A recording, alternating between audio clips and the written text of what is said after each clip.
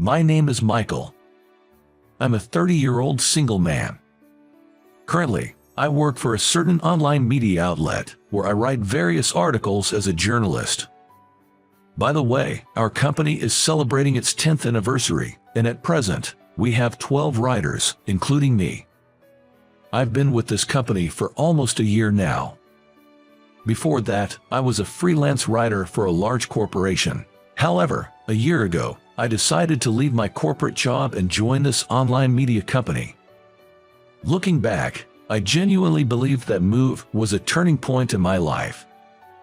At that time, my decision even led to my then girlfriend breaking up with me. According to my ex-girlfriend, she couldn't believe I would leave a stable job at the large corporation to chase my dream. Given that I had been considering marrying her, I sometimes doubted my decision back then. However, now I'm confident that I made the right choice. Although my income is now roughly half of what I made at my previous job, I find much more satisfaction in my work as a full-time journalist here. During my first year, I mainly wrote anonymous commissioned articles, which served as both learning and training. In my current job at the online media outlet, once your skill is recognized, you can have your own column with your name on it, but before that, you need to build your credentials. Thanks to one of our executives, Susan, I was able to steadily build those credentials. Michael, good job today. We've received a request from a travel agency. Can you handle it? With those words, Susan handed me the materials from the travel agency. When she approached, I could faintly smell the scent of soap from her, which made my heart race a bit. I have a sensitive nose, and I'm not a fan of strong perfumes, so I really like the natural scent emanating from Susan. Yes, in fact, I've always admired her. So naturally, whenever I'm around her, I get extra enthusiastic.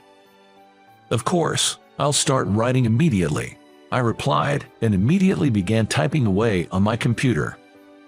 Susan is 33, 3 years older than me, and she was involved in the startup of our company. From what I've heard, our female CEO was Susan's senior in college. The CEO had recognized Susan's exceptional computer skills and scouted her to be an executive when establishing the online media. The CEO's intuition was spot on, as, in its 10th year, our online media now has over 1 million readers and is popular among internet users. Nowadays, we get regular requests from major corporations, and the company's prospects look brighter than ever. When I first joined the company, I was feeling down after my breakup, but upon meeting Susan, I was immediately captivated by her charm. Susan boasts a model-like figure and is a sophisticated beauty. With her small face, smooth fair skin, and short black hair, she stood out in the office, especially with her vibrant makeup. Moreover, she is an extremely capable woman. She found suitable tasks for our company from the vast information online and consistently secured contracts for us. I also believe that my commissioned articles were recognized because she assigned jobs that suited me. In fact, all the writers in the company often say that it's because of Susan's leadership that we can work efficiently and effectively. Thanks to her sense of design and computer skills, our online media has such a user-friendly and attractive design, which has garnered so many fans. I truly respect Susan and can't help but admire her as an amazing woman. But realistically speaking, there's no way a regular employee like me could be a suitable match for an executive like her.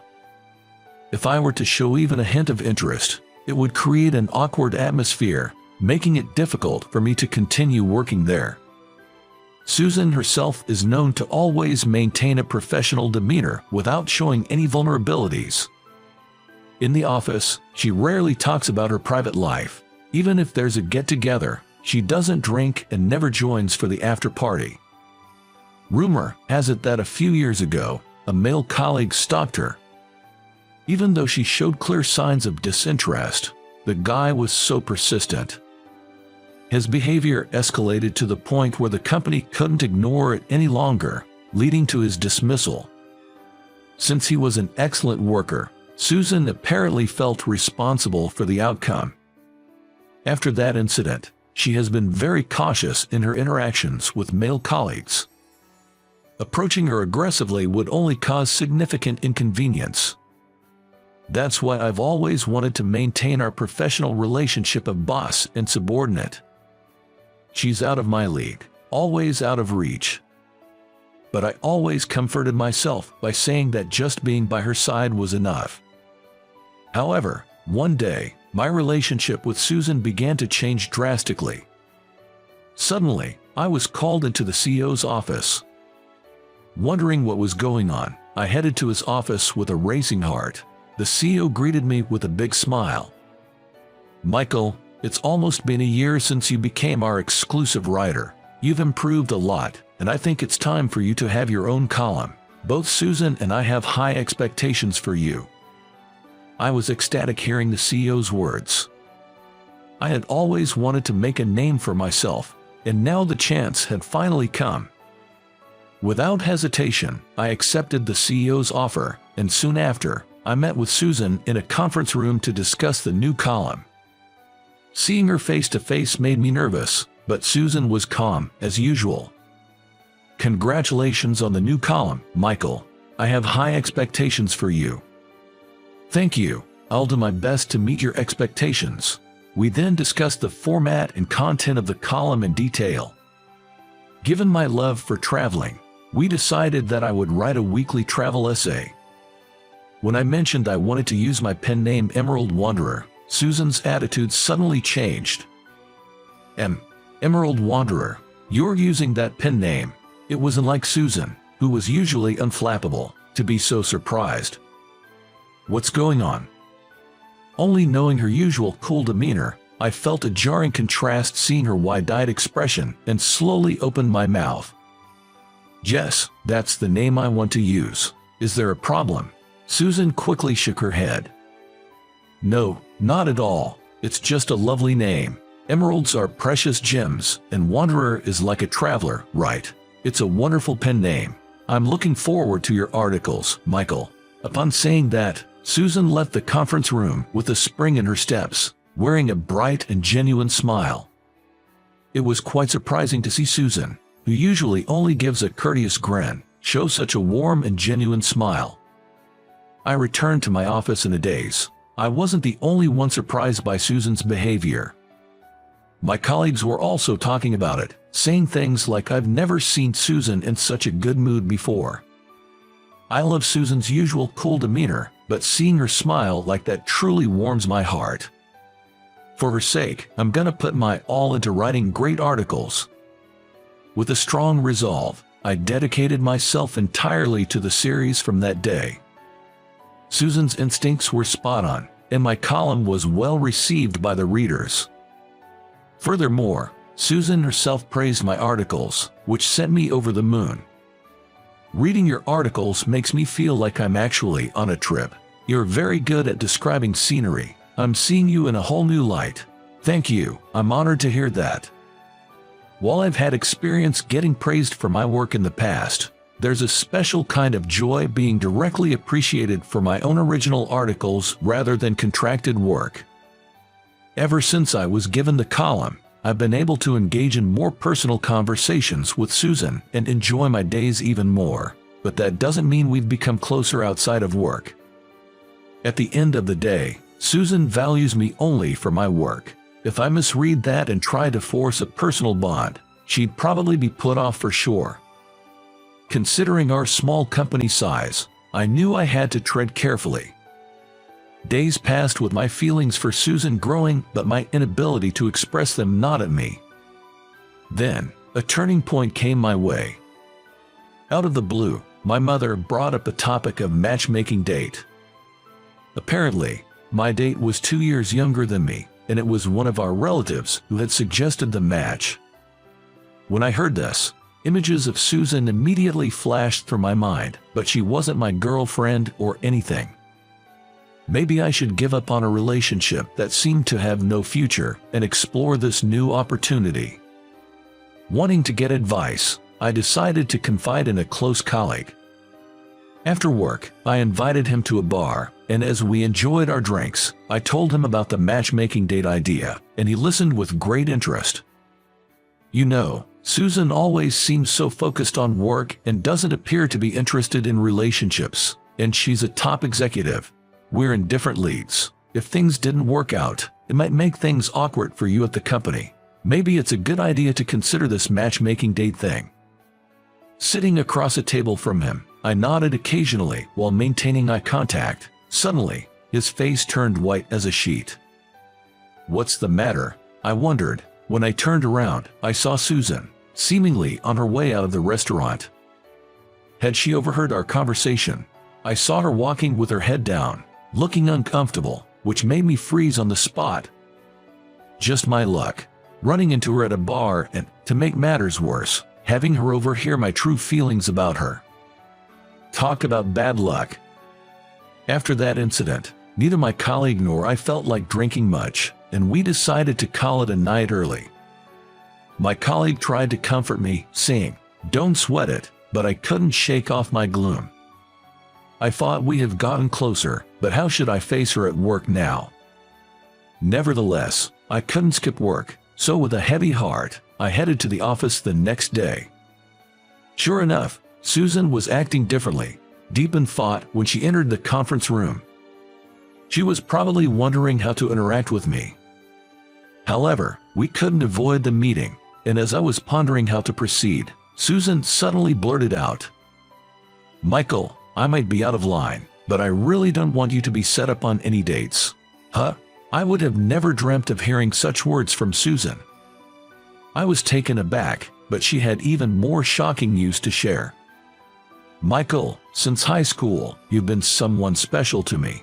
When I heard your pen name, I immediately realized you were the same boy who praised the magazine I made." Oh, the one with the camellia on the cover. Of course, I remember. Hearing Susan's words brought back memories from 15 years ago. Back when I was in junior high, I visited a cultural fair at my dream high school and headed straight for the literature club's booth.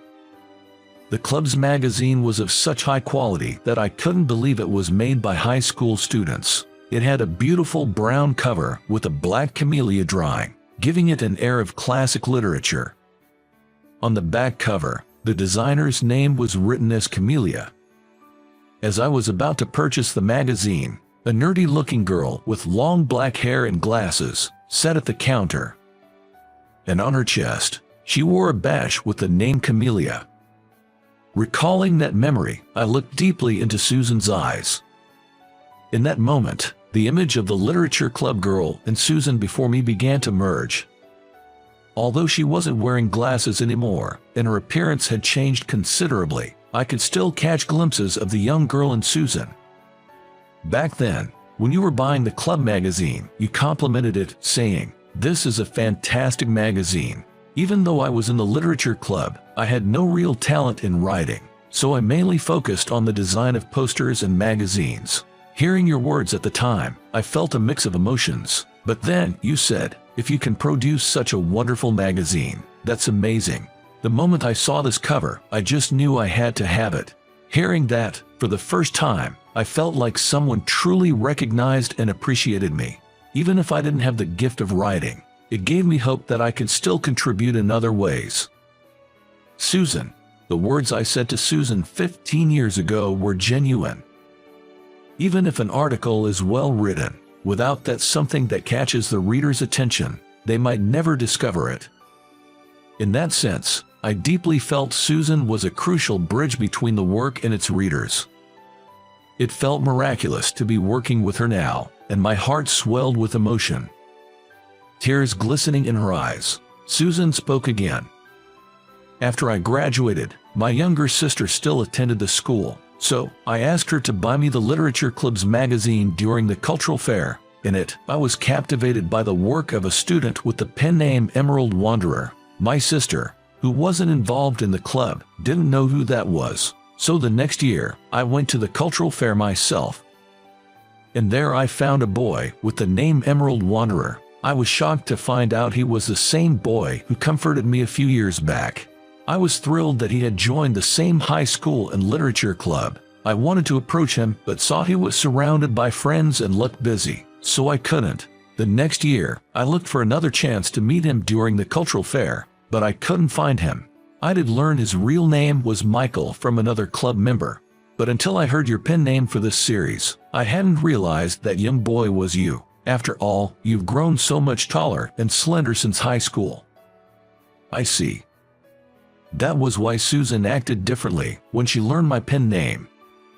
It's no wonder she didn't notice, given the tremendous change I had in college where I grew 4 inches taller and lost 22 pounds at the same time. Then, Susan, with her cheeks flushed, looked at me with determination. I've always been passive in love, but when I heard you were going for the matchmaking date, Michael, I thought I couldn't let things stay that way. I like you, Michael, please, stay by my side. I want to keep reading your work forever. I never thought the usually cool Susan would approach me this assertively. I too, honestly expressed my feelings. I like you too, Susan. Ever since I met you, you've been special to me, and just being by your side makes me happy. Michael, you've always been a pillar of strength for me. Having you accept me this way makes me so happy, but it's kind of embarrassing, because today, unlike before, I spilled my true feelings. It feels weird. Saying this, Susan blushed, her white cheeks as red as a camellia flower. I felt bad for feeling this, but seeing her like that was refreshing. She's incredibly cute. The contrast of her current and previous image left me in awe, and I couldn't take my eyes off her. From then on, Susan and I officially started dating. Thanks to her, my column was going really well, and my pay had also increased. 3 years has passed after I started working at the company. Now that I finally sorted my work and life, I decided to propose to Susan. Seeing the camellia-inspired design of the engagement ring I chose, Susan laughed amusedly. What a unique design. Where do you find it? Yeah. When I saw a magazine featuring a camellia design, I thought it was such a beautiful flower. It left me with an unforgettable impression, and I've always wanted to immortalize it. Susan has always been and still is the woman I look up to, and there are still many times when I feel I can't match up to her. In a way, she'll always be out of my league. But that's why I cherish her even more and want to become a man worthy of her. I channel that desire into motivation for my writing. I personally think this kind of love is perfectly fine. So, after 2 years of dating, Susan and I got married, and we still work hand in hand today. The color of the flower I saw that day hasn't faded, and if anything, my affection for Susan only